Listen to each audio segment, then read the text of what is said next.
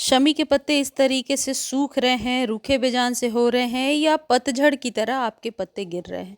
कुछ खास नहीं करना है, बहुत ही सिंपल सा तरीका बता रही हूँ, बहुत ही सरल और सटीक उपाय मरते हुए, सूखते हुए शमी के पौधे को बचाने के लिए। यदि आप ये उपाय करते हैं तो निश्चित तौर पर आपके शमी का पौधा इस तरीके से नई नई पत्तियां निकालने लगेगा, सालों भर हरा भरा रहेगा।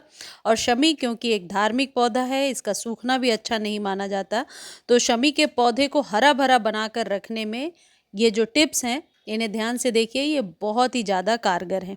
सर्दियों के मौसम में तेज सर्द हवाओं की वजह से जो ये शमी के पत्ते हैं इस तरीके से सूखने लगते हैं और रूखे बेजान से हो जाते हैं। कई बार यदि आपका पौधा न्यू है तो इसकी सारी स्टेम इस तरीके से सूख जाती है और पौधा धीरे धीरे खराब होने लगता है।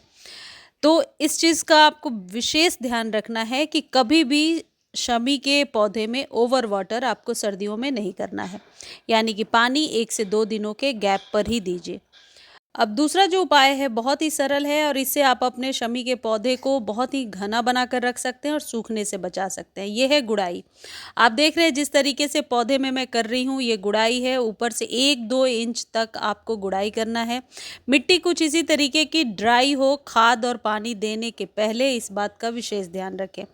गर्मी के मौसम में यदि आप शमी की केयर कर रहे हैं तो डेली पानी आपको देना है। गुड़ाई भी 15 दिनों पे करनी है, लेकिन सर्दियों में गुड़ाई करके यदि मिट्टी मान लीजिए गीली है तो पहले थोड़ा सा मिट्टी को सूखने दीजिए, उसके बाद खाद दीजिए। अगली जो इम्पॉर्टेंट टिप है कि मान लीजिए आपके पौधे में कुछ ऐसे सूखी डंडी सी हो रही है, आपको लग रहा है इसमें नई पत्तियां नहीं आ रही हैं, तो पहले से उसे खुरच कर देख लीजिए। खुरचने पर भी यदि अंदर की स्टेम भी ड्राई नज़र आ रही है तो उस स्टेम को कट करके हटा दीजिए, क्योंकि उस स्टेम पर कभी भी अब लीफ नहीं आएगी। जैसे मेरे पौधे में आप ये देख रहे हैं, ये बिल्कुल सूखी हुई स्टेम है, तो इसको कट करके हटाना ही ठीक है। शमी के पौधे में कांटे भी होते हैं, इसलिए इसको ज़रूर सीजर की सहायता से कट कीजिए और हटा दीजिए।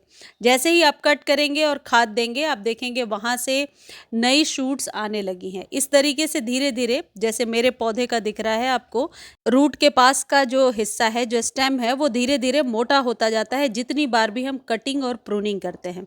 वैसे तो कटिंग प्रूनिंग करने का सही समय जो है वो बरसातों में और स्प्रिंग में होता है, लेकिन अभी यदि पौधा आपका खराब हो रहा है तो डेड सेल्स को हटाना ही समझदारी होगी।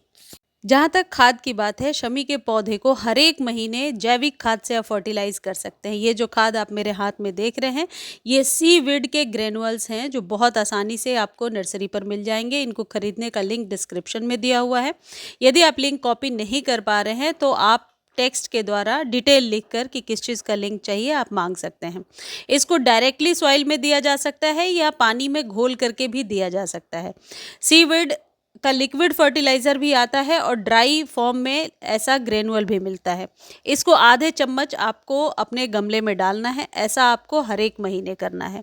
अब ये जो चीज़ आप देख रहे हैं, ये सड़े हुए गोबर की खाद है। इस जगह पे आप उपले का पानी भी दे सकते हैं, उपले या कंडे का पानी, जो मैं अक्सर बताती रहती हूँ। इस वीडियो में भी लास्ट में थोड़ा सा बता दूंगी।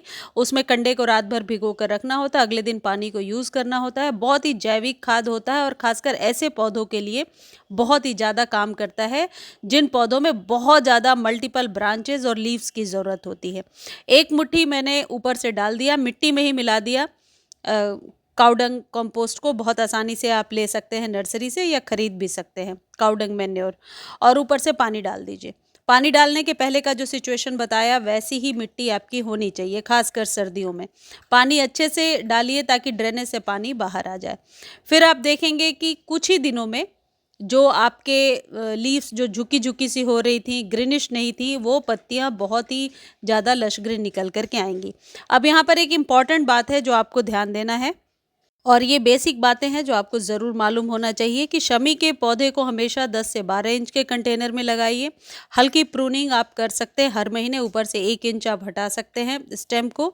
और तीसरी इंपॉर्टेंट चीज़, इसको रीपॉट करने का जो टाइम है वो या तो बरसातों में कीजिए या फिर आप स्प्रिंग के सीज़न में कीजिए। कटाई छटाई करते रहने से आपका पौधा संभला रहेगा और गमले में एक आकार ले लेगा, एक शेप ले लेगा, घना भी होगा। हमेशा 12 इंच के कंटेनर में लगाइए। 10 से 12 इंच से छोटा यदि कंटेनर है तो शमी का पौधा, हालांकि इसकी जड़ें बहुत जल्दी नहीं भरती हैं, लेकिन पौधा उतनी ग्रोथ नहीं ले पाता है, तो थोड़े बड़े गमले में लगाना ही समझदारी होती है। ये सालों साल चलने वाला पौधा होता है और शमी के पौधे को हम कटिंग के द्वारा भी बरसातों में ग्रो कर सकते हैं।